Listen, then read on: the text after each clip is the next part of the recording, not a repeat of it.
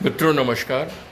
महारानी लक्ष्मीबाई के प्रामाणिक जीवन वृत्त प्रस्तुत करने की श्रृंखला में मैंने द्वितीय अंक में महारानी का विवाह, वैधव्य और झांसी का अंग्रेजी राज्य में विलय की चर्चा की। झांसी के अंग्रेजी राज्य में विलय होने के बाद महारानी नगर में अपने पति के बड़े काका रघुनाथ हरि नेवालकर द्वारा बनाई गई कोठी, जो किले से 100 मीटर की दूरी पर ही नगर के क्षेत्र में आती है, उसमें आके रहने लगी। अंग्रेज़ों ने 5,000 रुपये महीने की वार्षिक पेंशन उनके लिए निर्धारित कर दी।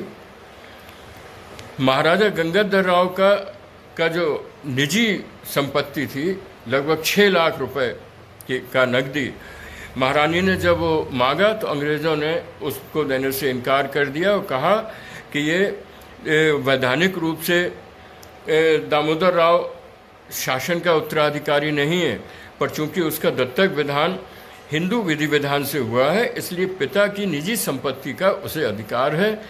और वो चूंकि अभी नाबालिग है, जब वो बालिग हो जाएगा तब उसका ये जुड़ा हुआ पैसा तब तक अंग्रेजी संरक्षण में रहेगा सरकार के, और बाद में उसको दे दिया जाएगा। इस तरह से धीरे धीरे अंग्रेज़ों ने अपने मनमानी शुरू की।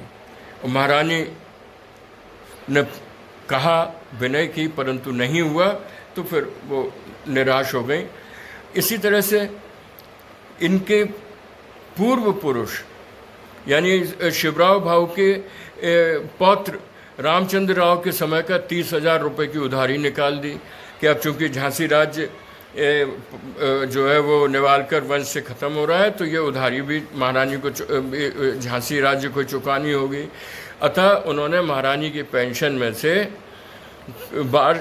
मासिक पेंशन में से कुछ किश्तों के रूप में इस 30,000 रुपये को चुकाने का आदेश जारी कर दिया। महारानी पति की मृत्यु के बाद अपना केश कर्तन कराने प्रयाग जाना चाहती थी। अंग्रेज़ों ने उनको अनुमति नहीं दी।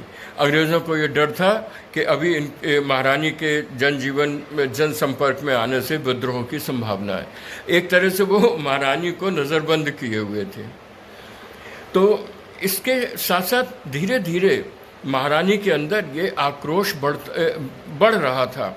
अभी तक तो वो अपने पति के समय तक तो अंग्रेजी राज्य के बड़ी हिमायती थी और मित्रवत व्यवहार था अंग्रेज़ों के साथ में, परंतु अब धीरे धीरे उनके अंदर आक्रोश जागृत होने लगा। इसके बाद गंगाधर राव के दत्तक पुत्र का उपनयन संस्कार दामोदर राव का करने के लिए महारानी ने अंग्रेज़ सरकार से 1 लाख रुपए उनके निजी दामोदर राव के नाम से जमा निजी कोर्ट से मांगे। अंग्रेज़ सरकार ने उसको मना कर दिया और कहा कि अभी आप रुपए ले रही हैं, बड़ा होकर अगर दामोदर जो है ये 1 लाख रुपए का हमसे मांगे और कहा जाए कि हमारी अनुमति के बिना कैसे दिए गए, तो क्या होगा। बहुत हुज्जतों के बाद उन्होंने कहा, झांसी के 5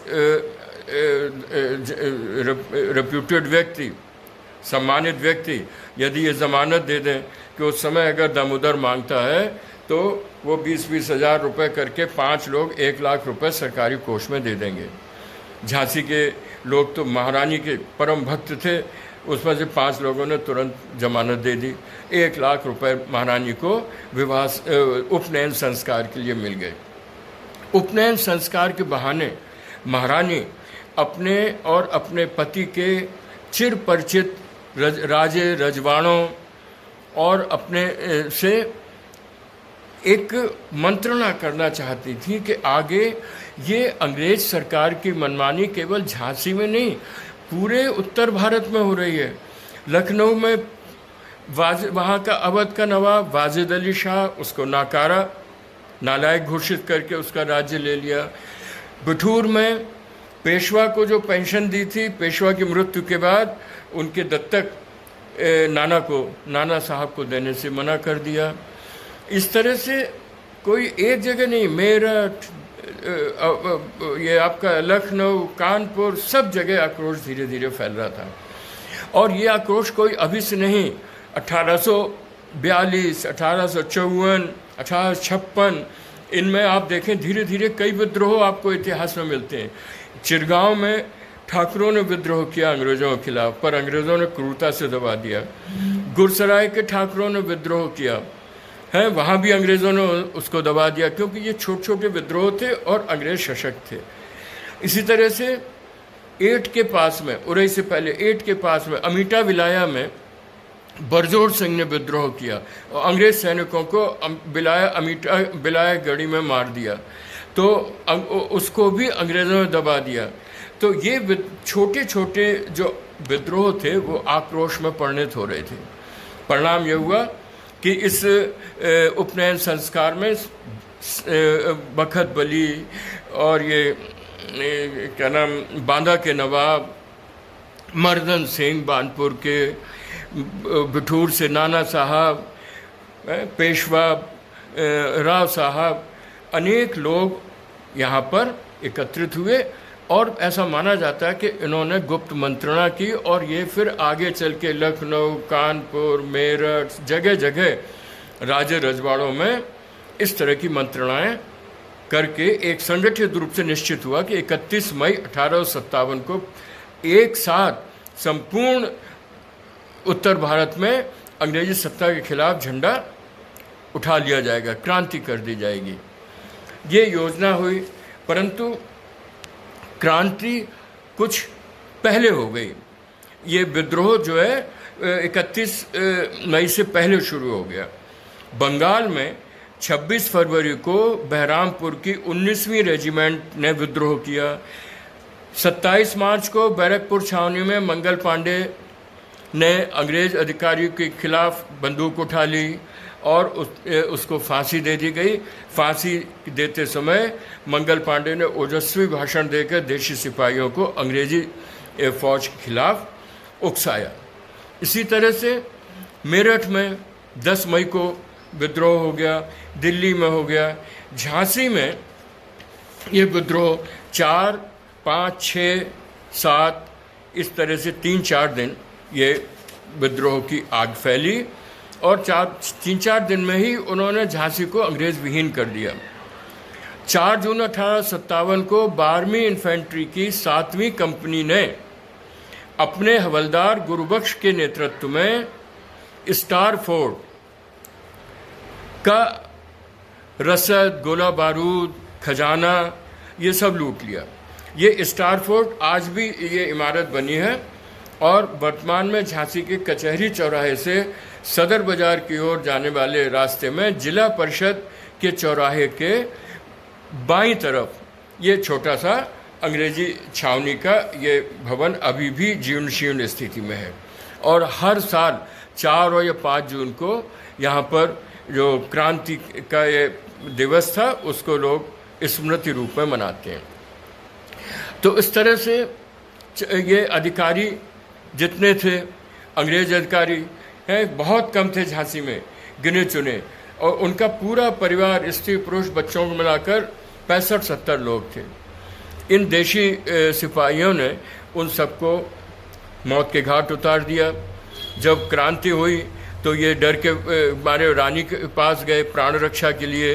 रानी ने कहा, जो ये शहर की हवेली में, रानी ने कहा कि इस समय इन देशी सिपाहियों का आक्रोश बहुत ऊपर है, अब वो आपको देखेंगे तो वो घुस आएंगे यहाँ, आपको भी मार देंगे, और हम आपको अगर संरक्षण दे रहे हैं तो हमको भी मार देंगे।